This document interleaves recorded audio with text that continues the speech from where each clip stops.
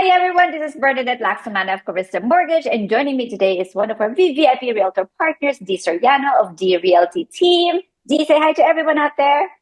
Hello, everybody.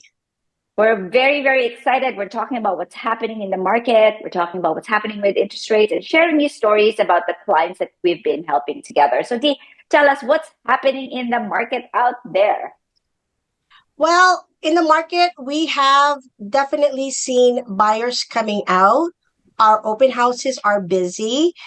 Last year, around this time, we barely had anybody coming through. Sometimes we hit zero at open houses. This time, we're seeing 4 to 5 people come through. So that is a great sign. The lower interest rate has definitely helped.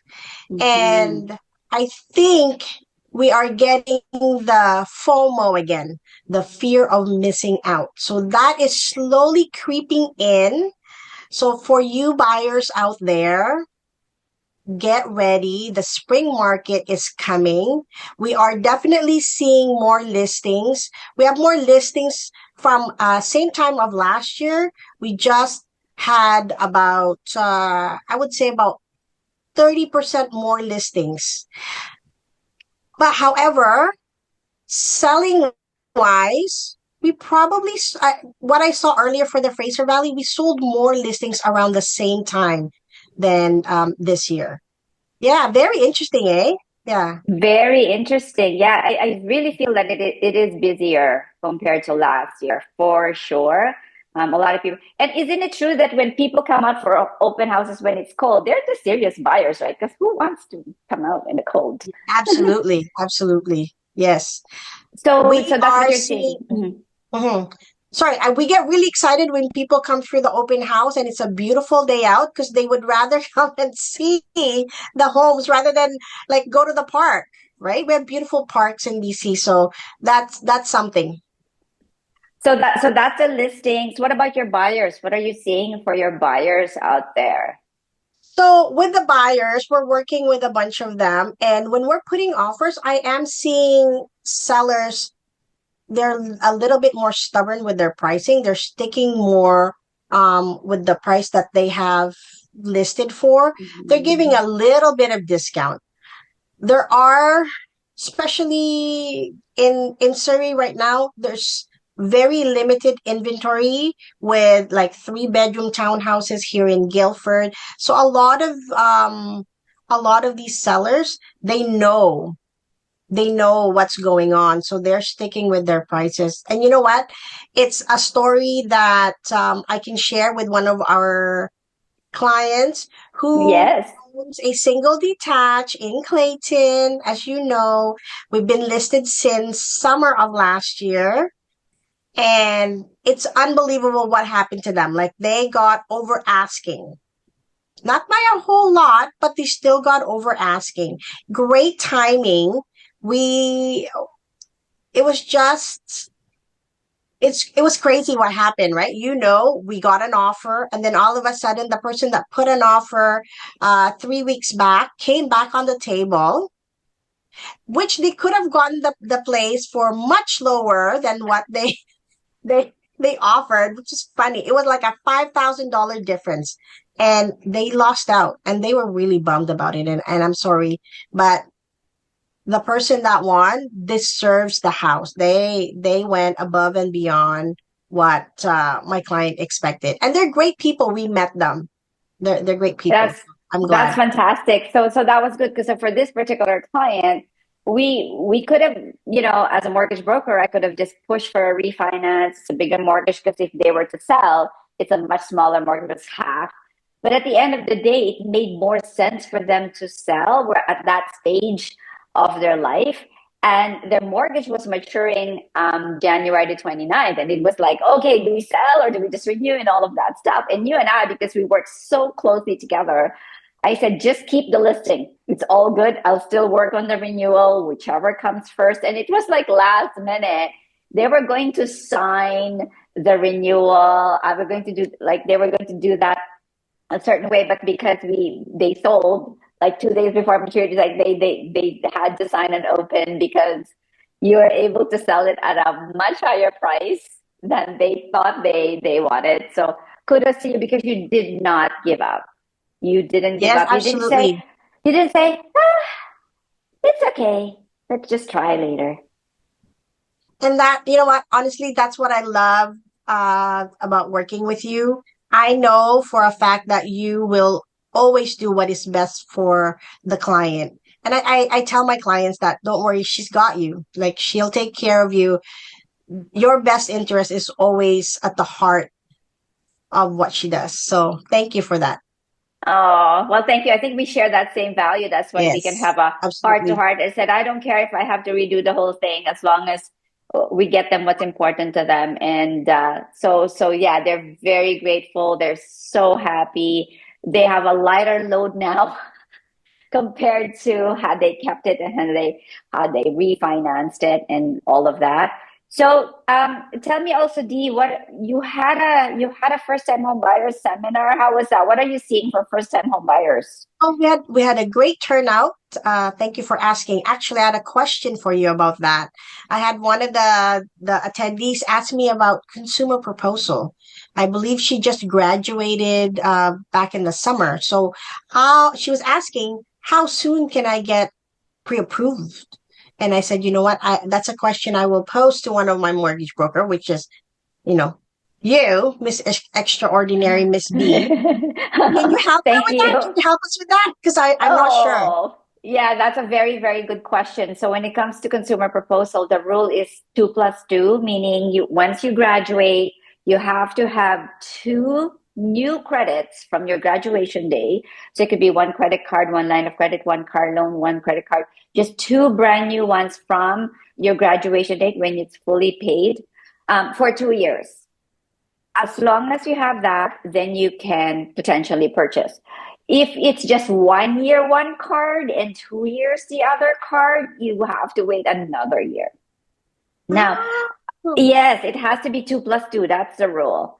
Now, there's a lot of bad advice and myths out there when it comes to consumer proposal. I don't like talking about consumer proposal because I just feel that it's I wish there's less people going through that. However, it's important for people to get educated. So one myth they'll tell you is it's not going to affect your mortgage. That is absolute baloney. It is going to affect your mortgage. As I said, 2 plus 2. You are not going to get the best rates typically if you just had a consumer proposal. The lender will ask for more requirements. And it just makes sense. Like put yourself in the lender's shoes. You were able to kind of reduce your debt load through the consumer proposal, and they're going to give you a new debt. What they'll be afraid that you're not going to honor your commitment, right? So it is going to impact you. It is going to affect your rate. It is going to affect your credit.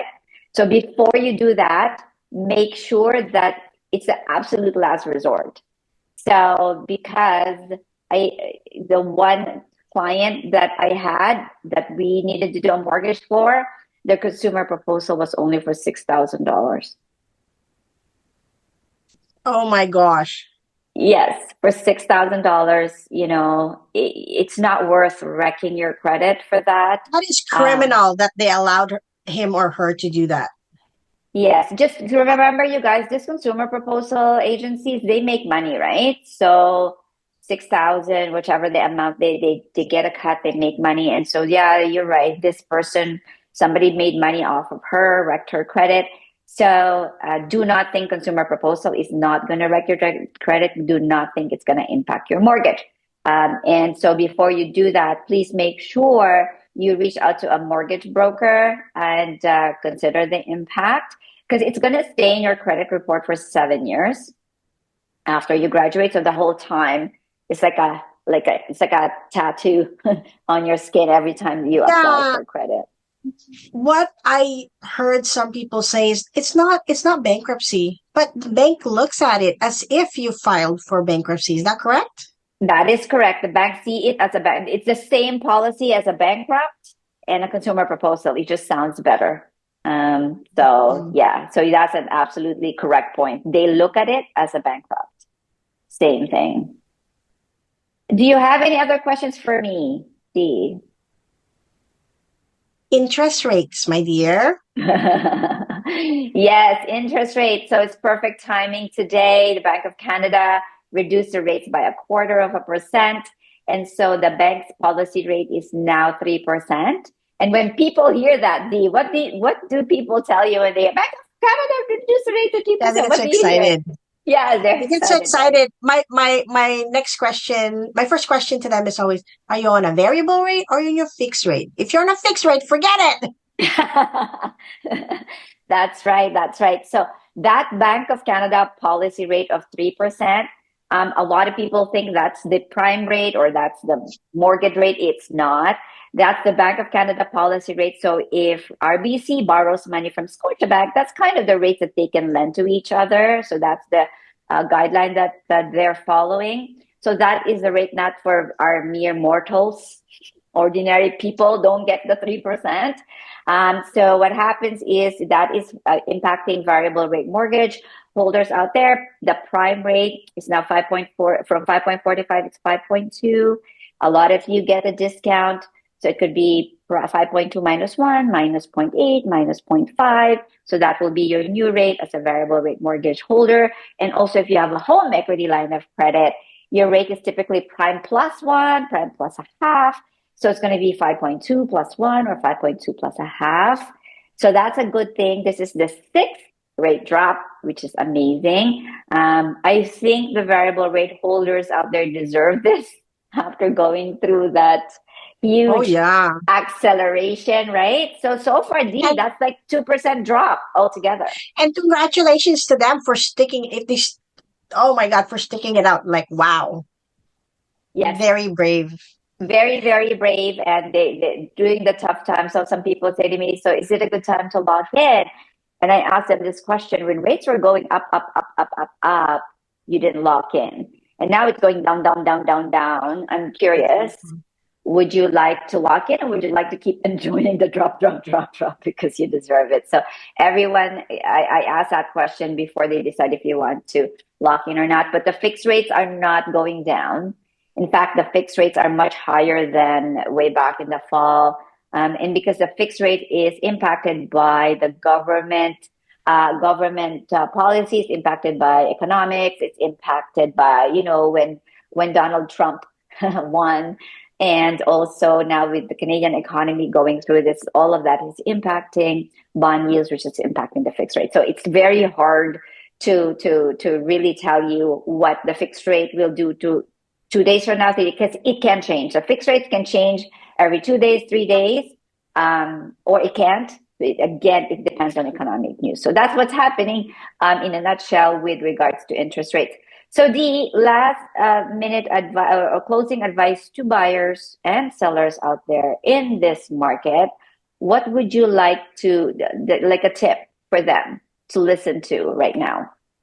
My number one tip for people is to get to know the market that they are going to be buying in because we are seeing I've seen and hearing a lot of multiple offers happening, and then we have pockets where nothing is moving. So before you go out there, ask your realtor to give you a snapshot of what has happened in the last um, week to 30 days so that you have an idea of what's happening. And before you offer, you want to know, is this because we are getting into that balanced market. I don't think we're quite there yet, but in some areas anyways, you need to know that if you are buying, if you have very limited budget and it's a seller's market in that little pocket, you want to get on that. Like you want to buy now rather than waiting, 2 weeks from now when everybody kind of wakes up and go, oh my God, the market is starting to get crazy. I need to go. And then there's a bunch of you looking at the same house. Guess what's going to happen, right? Just like what happened to my client, to our Yeah, clients, yeah, right? that's right. Right. Yeah, Yeah. they you snooze, you lose, you end up paying more for the same house. Oh, man, that's awful. So there you go. Know the market, talk to your realtor. And what I advise to all my clients is this: if you're pre-approved for that price range, Your realtor is going to give you a bunch of listings. Look at all of them. Look at all of them. Because the listing could be looking like this on paper, but you don't know until you look. And the more houses you look, the better idea you have what's a good deal and not a good deal. And so I just said, keep looking, keep connecting with your realtor, because if D sends you 5 listings and she doesn't hear from you, well, D is going to think you're not interested. And then meantime, she shows those 5 properties to another buyer who jumps on it and makes an offer. And then by the time you get to it, you're like, oh yeah, D, you know that listing you sent me? I want to look at them. Oh, they're gone. So, when work closely, set time for this. I know you guys are busy with life, but this is important. Carve time for looking at homes. Listen to your realtor when it's a good time to look at them, and carve time for them, because remember, you're looking only for this period of time. After that, once you make an offer, you're fine already. You could keep, yeah, And you living life. definitely nailed that on the head there. Real estate is one of the biggest, if not the biggest investment we will ever make in our lifetime, right? So spending quality time looking at the property, it's not like grocery shopping for a carton of milk. Yeah. You're going to be putting a big chunk of money and paying for a mortgage for possibly 25 to 30 years. Please make sure you hire a competent agent as well. There's a lot of us, okay? Make sure they have a good track record, they have the experience. And not everybody does commercial properties, because I get a lot of those. Sometimes I turn them away. I only work on commercial properties for my own clients. But in residential, not everybody knows how to read a strata document. Know that they have experience in reading a depreciation report, that they actually take the time to summarize the strata documents for you and discuss that with you. I've seen some agents, and I've spoken to some agents who just sends the strata documents to their clients, and they're pretty much on their own, and they even put in the contract the buyer is responsible for reading the strata documents. Well, they have hired us for a reason. We're getting paid a lot of money to help guide these people. So, for goodness sake, please help them, right? Yeah, I honor you for pointing that out, because it's true. Some realtors really don't read those things. And if I'm a first time home buyer, it's like reading gibberish, right? Like, there's a lot I don't know that I don't know. Yeah. So kudos, yeah, you read it, you summarize it, you explain it, and you treat it as if you yourself is buying that property, not just them. So good point. And then when you're hiring or working with a realtor, there is a lot of people out there, but make sure that the realtor you're working with is highly, highly referred by somebody who's worked with that realtor. Because at least if somebody has been referred, then you know of the quality and the care that these people are giving. And speaking of quality and care, we've been working together for, I don't know, 15, 17. We're aging ourselves here, D. For a long, long time. Long We have time. so many clients buy, sell their kids. And every time I refer you, we've had great reviews, great feedback from our clients. Thank you, Thank you. because you treat them like family. You value the relationship. It's not a transaction to you. So if that's the kind of realtor that you guys are looking for, we're sharing with you these contact information. We highly recommend her. As I said, she's a VIP. We work with many, many realtors, but we only have a few chosen VIPs we refer on a regular basis, because we know that you are in great hands with the D Realty team. Thank you, Miss B. Same to you. I mean, you come highly, highly recommended, because I know you and I share the same passion and the same belief that our clients come first. So thank you for the belief. I'm honored. Okay, so there you go. Here's a contact. Any real estate questions, you know where to go. Don't ask me about real estate. I wouldn't know. I'm not the best person. Yes. So any mortgage financing questions, I am your person. So thank you for watching with us today. We are here to serve you. Feel free to reach out. Have a great day. Bye. Have a great day.